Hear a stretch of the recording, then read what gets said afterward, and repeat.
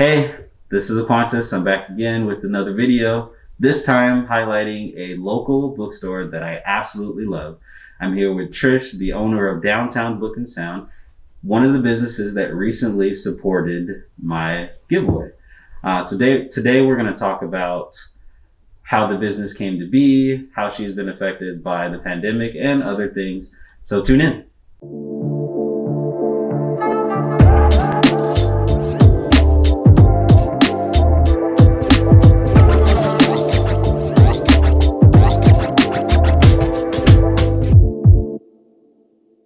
I've been here a ton. Like I mentioned, your store is one of my favorite stores that I've gone to, especially during this pandemic, because I want to make sure I support local businesses. And I just want to know more about you. So can you tell the audience, myself, more about who Trish is? Well, thanks for having me, Aquontis. It's a real treat to have you as a guest in our store. And to be hosting you to interview me. That's awesome. So a little bit about me. Well, I'm originally from Phoenix, Arizona, and I've lived here now for pretty close to 40 years. Wow. I don't feel that old, but yeah, it's a long time. Right. I also, I'm an artist, so I teach art at Hartnell College. I teach photography and painting and various other art classes. And I also do art and sell my art. So okay. I paint and I take photographs and I sculpt. So I have a lot of things that I do around my art, my creative side. And I kind of fell into teaching, but I really enjoy it. Yeah. I find there's something about sharing my knowledge with others and right. and how it affects them. And so that's a real fulfilling thing that I do in my life. So right. I really enjoy that. And I've been involved in the community quite a bit in the arts. So I myself and a group of other artists and writers, poets, musicians founded the First Fridays Art Walk like about 15 years ago. Wow. I Yeah. didn't know that. Yeah, so we would have celebrated 15 years in September this year if there hadn't been a pandemic on and we couldn't gather in person. So right, yeah. You know, we kind of tried doing some virtual art walks, but it's not the same as right. getting out and being there. Right. So yeah, so that's about me. Wow, I did not know that you were such a vibrant person. Like I love coming in here and talking to you, and I get that feeling. But now that I know you're an artist, you are out in the community, that's totally beautiful.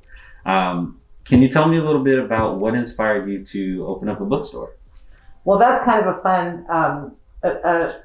a fun story, because what happened was we had a visitor center across the street in the 222 Main, Salinas 411 visitor center. Right. And due to various reasons, that was going to be going away. Because of the California Welcome Center moving to the train station over there. So we were looking to sublease or lease part of that building, which is huge.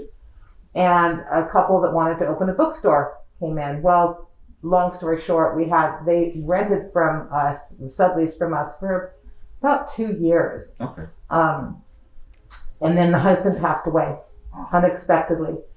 And the wife didn't really want to do it anymore, and we just basically left, and said, "I'm done," and she moved away to Florida. Wow. So yeah, so we ended up with these books and bookshelves, and found that it was a service that the community really needed. Yeah. We would have people coming in asking for new books and wanting other things, and so we decided to expand, and so. At that time, Logos, which was a long-time bookstore in Santa Cruz, they were there for I think 45 years. Wow. A long time.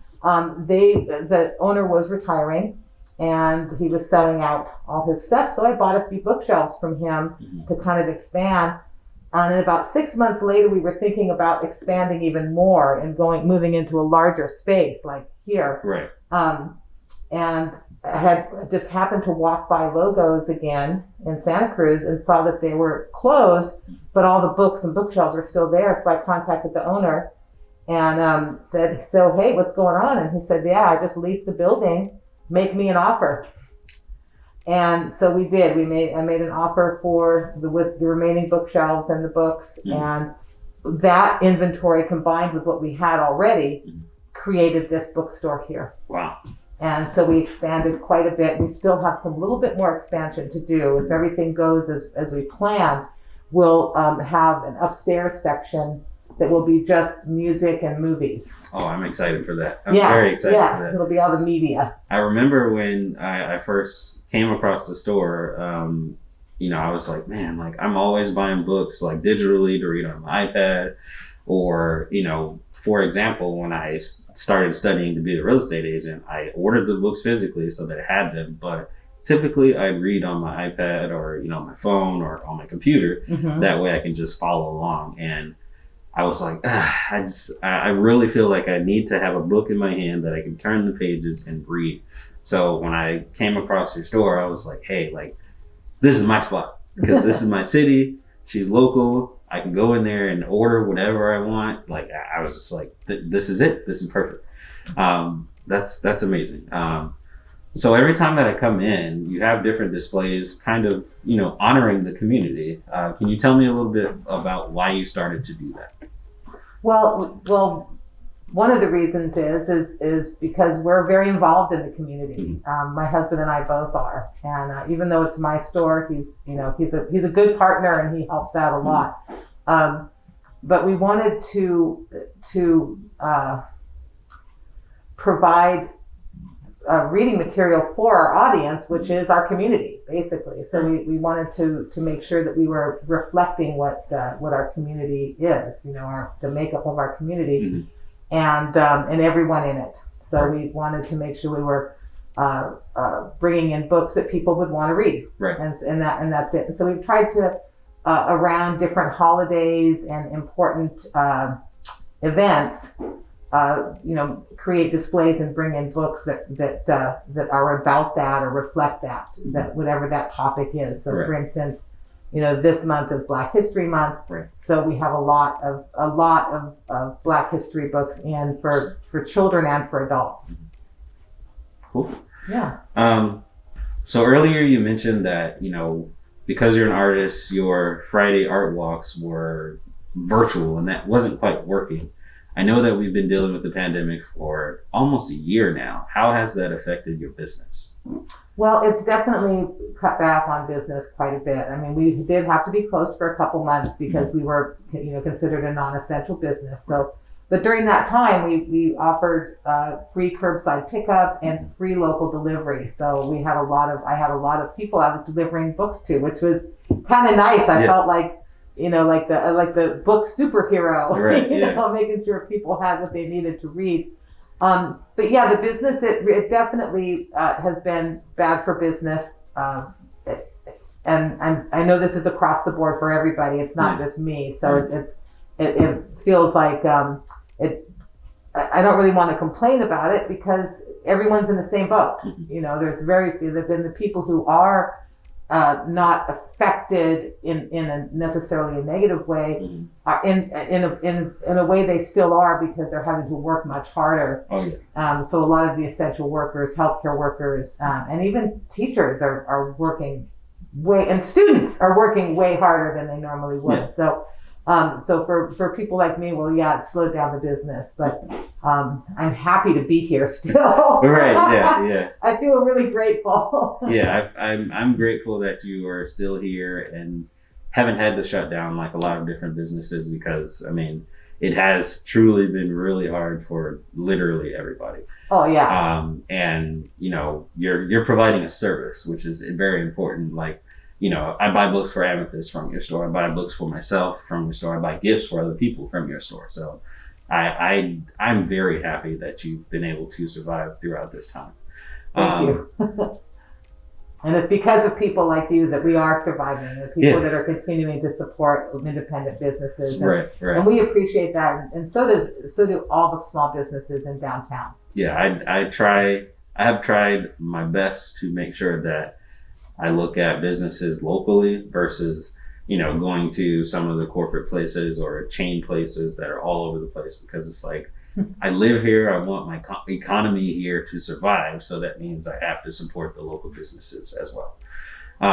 So tell me about some of your new arrivals that you have for this month. Well, we have some, I brought over some children's books because I thought these were really fun. So this is the first book of protest that I thought was really, really cool to bring in, because of, as we talked about earlier, how little kids go through that phase when they're around 2, where they have the no's. Everything is no, no. And so that's the first book of protest is the no book. And it's kind of a fun little book of, talking about some of the people who have protested and have had success in making positive change in our communities and in our world, in our country, because they learned how to protest. So that's the first book of protest. And then because it's Black History Month, we have some books for kids. And this one is Anti-Racist Baby, which is kind of a fun one. And it's by an author who I can never pronounce his name. Ibram, thanks. Ibram X. Kendi, who's written some other books that for adults, but this is a really good kind of start out for kids. And then we have Henry's Freedom Box, which is a really good children's book. It's a classic, really about the Underground Railroad. And finally, Respect.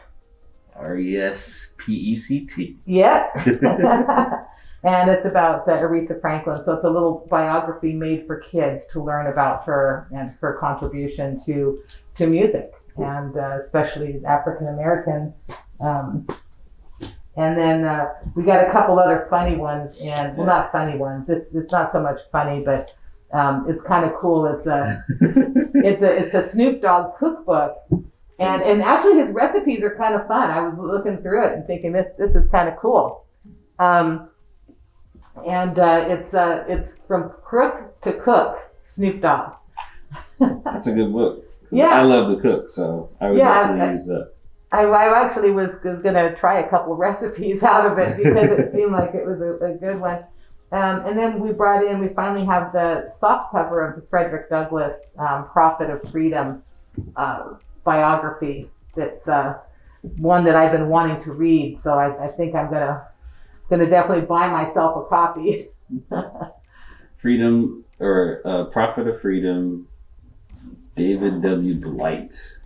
Telling the story of Frederick Douglass. Nice. Okay. Yeah. Cool. So those are a few of the ones we brought in for Black History Month this month.